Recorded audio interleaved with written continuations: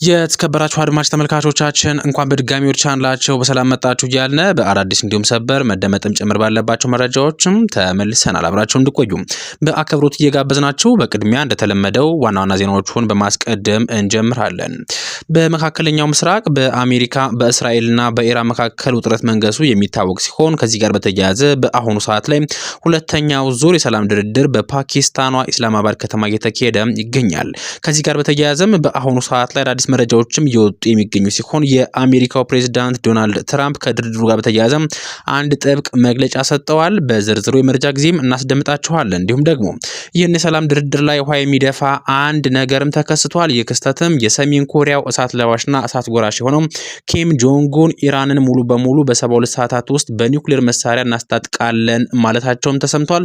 ይህ ክስተትም በአሁኑ ሰዓት ላይ በፓኪስታኗ ኢስላማባድ ከተማ እየተካሄደ የሚገኘውን ድርድርም እንዳስተጓጎሎም ተሰምቷል። እንዲሁም ደግሞ ከዚህ ጋር በተያያዘም የአሜሪካ ፕሬዝዳንት እንዲሁም ደግሞ ከፍተኛ ባለስልጣናትም ለሰሜን ኮሪያው መሪ ኪም ጆንግ ኡን ጥብቅ የሆነ መልእክት አስተላልፈዋል። ምንድነው ምክንያቱም በአሁኑ ሰዓት ላይ ያለው ነገርስ ምንድነው? የሰሜን ኮሪያው መሪ ኪም ጆንግ ኡን ምን አለ? ትራምፕስ ምን መልስ ሰጠ? አብራችሁን ስትቆዩ የምታዳምጡት ይሆናል። እንዲሁም ደግሞ ከአሜሪካ እስራኤልና ከኢራን ጋር በተያያዘም ዝርዝር መደመጥ ያለባቸውን መረጃዎችን ዘመጠናል።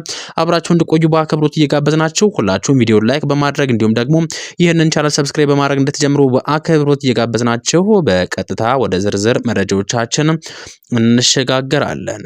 በቅድሚያም አጫጭር ዜናዎችን በማስቀደም እንጀምራለን።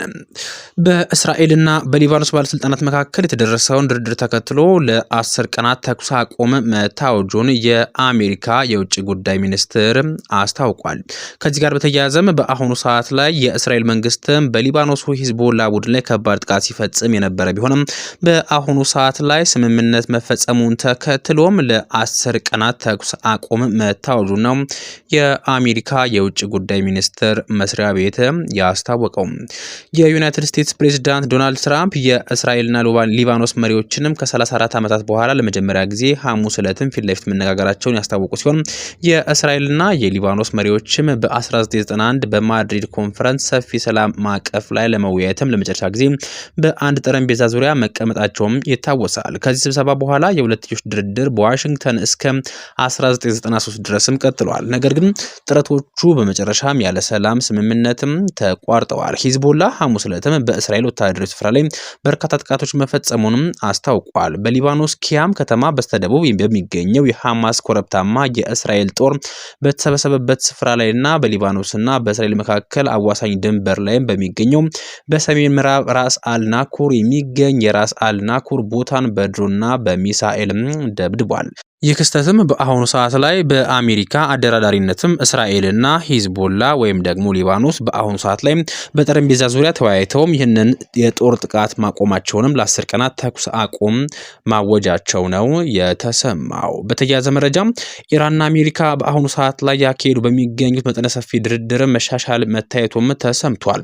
በኒውክሌር ጉዳይ ላይ በሁለቱም ሀገራት መካከል መሰረታዊ ልዩነት እንዳሉም አንድ ከፍተኛ የኢራን ባለስልጣን ለሮይተርስ የዜና ወኪልም ተናግረዋል። ባለስልጣኑም የፓኪስታን ጦር አዛዥ ትናንትና ቴህራንን መጎብኘታቸው ተከትሎ በአሁኑ ሰዓት ላይ ያለው ልዩነትም እንዲቀንስ ረድቷል ሲልም አስረድተዋል። ነገር ግን የኢራን በከፍተኛ መጠን የበለጸጉ ዩራኒየም ጣፋንታና የኒውክሌር እገዳው የሚቆይበት ጊዜ አሁንም አልተፈታም ብለዋል።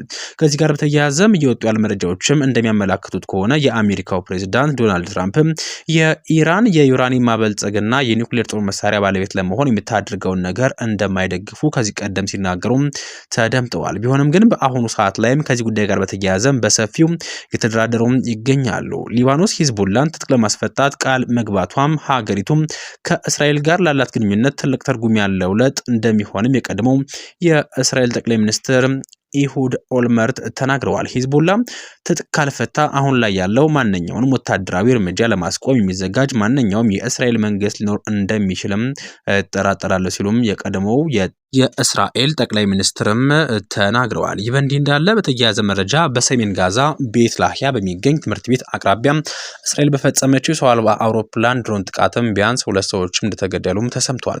የሊባኖስ አስተዳደር ማሻሻያ ሚኒስትር ፋዲ ማኪ በደቡባዊ ሊባኖስ የ4 የሕክምና ባለሙያዎችም በእስራኤል ጥቃት መገደላቸውን የጦር ወንጀል ነው ሲልም ከሰዋል። የእስራኤል ጦር በደቡባዊ ሊባኖስም ደቡባዊ ቢንች ጄቤይ ዙሪያ ወደ 70 የሚጠጉ የሂዝቡላ ቦታዎችን መምታቱንም ባስታወቀበት በዚህ ቅጽበትም በቴሌግራም በተላለፈ መግለጫም የሀገሪቱ ጠቅላይ ሚኒስትር ቤንጃሚን ኔታንያሁ እንደተናገሩትም እስራኤል በአካባቢው ያለውን ዋና የሂዝቡላ ጠንካራ ምሽግ ለማጥፋት ከጫፍ ላይ ነችም ብለዋል። ይህ የአሁኑ የእስራኤል ጥቃትም በተለያዩ አካባቢዎችም እንዲሁም ደግሞ በተደጋጋሚ ከእስራኤል ጥቃት የሚፈጽመውን የሂዝቡላ ቡድን ለማጥፋት በተወሰደ እርምጃ እንደተፈጸመም ተረጋግጧል። ይሁን እንጂ በአሁኑ ሰዓት ላይ የወጡ ያሉ መረጃዎችም እንደሚያመላክቱት ከሆነ ሊባኖስም በአሁኑ ሰዓት ላይ ለሰላም እጇን ዘርግታ ሂዝቡላን ለማጥፋት እየተንቀሳቀሰች እንደምትገኝ ነው እየወጡ ያሉ መረጃዎችም የተገኙት። እንዲሁም ደግሞ ኢራን ውስጥ የሚገኙ ከእስራኤሉ የስለላ ድርጅት ሞሳድ ጋር ግንኙነት አላቸው የተባሉ 4 ሰዎችን በቁጥጥር ስር እንደዋሉም ተሰምቷል። የኢራን አብዮት ጥበቃ ዘብ በሀገሪቱ ሰሜናዊ ጊላን ግዛት ከእስራኤል የስለላ ድርጅት ሞሳድ ጋር ግንኙነት አላቸው በሚል ተከሰሱ 4 ሰዎችንም ማሰሩንም የመንግስት የመገናኛ ብዙሃንም ዘግበዋል። እንዲሁም ደግሞ የኢራን ውጭ ጉዳይ ሚኒስትር አባስ አራግቺ ከቻይናው አቻቸው ዋንግ ዩ ጋር ባደረጉት ቆይታ በባህረ ሰላጤውና በሆርሙዝ ባህር ላይ የአሜሪካ ጸባጫሪ ድርጊቶችም ከባድ መዘዝ ያስከትላሉ ሲሉም አስጠንቅቀዋል። ይህ የአሁኑ የኢራንና የቻይና አቻቸው ንግግርም ኢራንና ቻይና በአሁኑ ሰዓት ላይ ያላቸውን አጋርነት የሚያሳይ ሲሆን እንዲሁም ደግሞ ቻይና በዚህ በሆርሙዝ ወሽመጥም 90% የሚሆነውን የሀገሪቱን ነዳጅ የምታስገባበት ቦታ በመሆኑም ቻይና በጥብቅ ይህንን ነገር እየተቃወመች ትገኛለች። ዩናይትድ ስቴትስ ገለልተኛ ሴናተር የሆነው በርና ሳንደርስም ወታደራዊ ቡልዶዘር ለእስራኤል እንዳይሸጥም ያቀረበውን ሀሳብ በሴኔቱ ውስጥ ተቀባይነት ሳያገኝ እንደቀረም ተሰምቷል። ነገር ግን ሪከርድ ነው የተባለ የ40 ሴናተር ድጋፍ እንዳገኘም ነው የተሰማው። ውድ አድማጭ ተመልካቾቻችን በተከታዩ ሰበሩ መረጃችን የሰሜን ኮሪያው እሳት ለባሹና እሳት ጎራሹ ኪም ጆንጉን ኢራንን ሙሉ በሙሉ በ72 ሰዓታት ውስጥም በኒውክሌር መሳሪያ እናስታጥቃለን ማለታቸው ዓለምን እያነጋገረ ይገኛል። ይህ የሰሜን ኮሪያው መሪ ኪም ጆንጉን ንግግርም አሜሪካንም ጭምር ክፉኛ እንዳስቆጣም ተሰምቷል። በአሁኑ ሰዓት ላይ ዓለማችን 3ኛው ዓለም ጦርነት አፋፍ ላይ ትገኛለች። ይህ ክስተትም በአሁኑ ሰዓት ላይ ዓለማችን ከምንጊዜውም በላይ እንድትጨነቅና እንድታስብም እንዲሁም ደግሞ ሁሉም የዓለም ሀገርም በተጠንቀቅ ላይ እንዲቀመጥም ያደረገው ይገኛል። አሁን ላይ ያለው የጂኦፖለቲካ ውጥረትም ዓለምን ወደማይገመት አደጋ እየገፋት ይገኛል። የዲፕሎማሲ ስራዎች መክሸፍም በፓኪስታን የተደረገው ድርድር ባለመሳካቱም አሜሪካና ኢራን ለጦርነት ተቃርበው ነበረ። ቢሆንም ግን በአሁኑ ሰዓትም ለሁለተኛ ሽምግልና በፓኪስታኗ ኢስላማባድ ከተማም ሁለቱም የተወያዩ ይገኛሉ።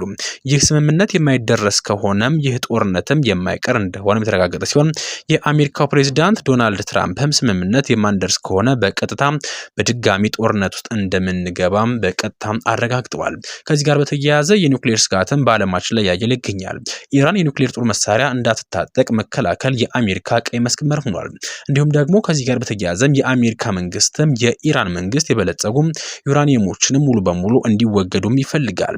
የሀያላኑ ሀገራት ፍላጎትም መጋጨትም የዲፕሎማሲ መዝጋት ዓለምን ወደ ከፋ ቀውስ እየመራው ይገኛል። ከዚህ ጋር በተያያዘም የሰሜን ኮሪያው መሪ አነጋጋሪውና ከዓለማችን ላይ ምንም አይፈራው የኪም ጆንጉን አገዛዝም ኢራንም በ72 ሰዓታት ውስጥም በኒውክሌር መሳሪያ እናስታጥቅ እያለ ይገኛል። ክስተትም ዓለማችን ከመንጊዜውም በላይ ያጨናነቀ ይገኛል። እንዲሁም ደግሞ የአሜሪካው ፕሬዝዳንት ዶናልድ ትራምፕ 3 ነጥቦችን አነስተዋል። አንደኛው በአሁኑ ሰዓት ላይ ከኢራን ጋር ሰላማዊ ንግግር እየተካሄደ እንደሚገኝና የኢራን ኒውክሌር ጦር መሳሪያ እንዳይኖራትም ተስማምታለች። እንዲሁም ደግሞ በቢቱ ያወደምነውን ከመሬት በታች ያለውን ኒውክሌር አቧራ ሊያስረክቡንም ተስማምተዋል ብለዋል። ኢራን ስምምነት አላደግም ካለች ውጊያው እንደሚቀጥልም አስረድተዋል። በቀጣይ እስክንገናኝ ድረስም አሁን በዚህ አበቃን። ሰናይ ጊዜን ተመኘን ነው።